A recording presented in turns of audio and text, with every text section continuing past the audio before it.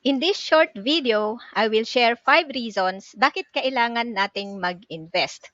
Number 1, to beat inflation. Patuloy na tumataas ang presyo ng mga bilihin. Kapag hindi ka nag-invest, unti-unting mababawasan ang buying power ng pera mo. Kinakain ito ng inflation. Investing outpaces inflation, keeping your money's buying power intact. Number 2, to grow your money through the power of compounding. Kapag nag-i-invest ka consistently at nire-invest mo ang mga kinita mo, your capital plus earnings generate more earnings over time. Para itong snowball effect. Magsisimula sa maliit, pero habang gumugulong, lalong lumalaki at bumibilis. Time is your biggest advantage pagdating sa compounding. Number 3, to build real wealth. Real wealth is not about having a high salary.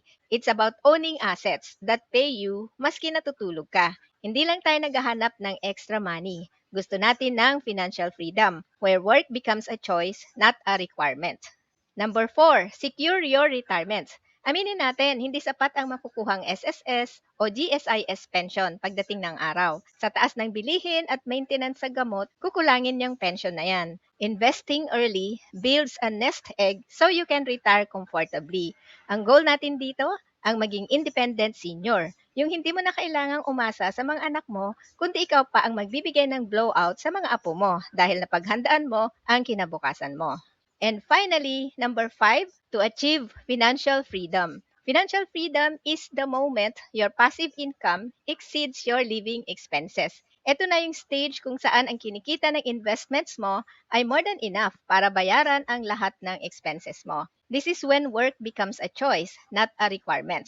Hindi ka nagtatrabaho dahil kailangan mo ng pera, kundi dahil gusto mo ang ginagawa mo. Ito ang ultimate reward ng pagiging smart investor.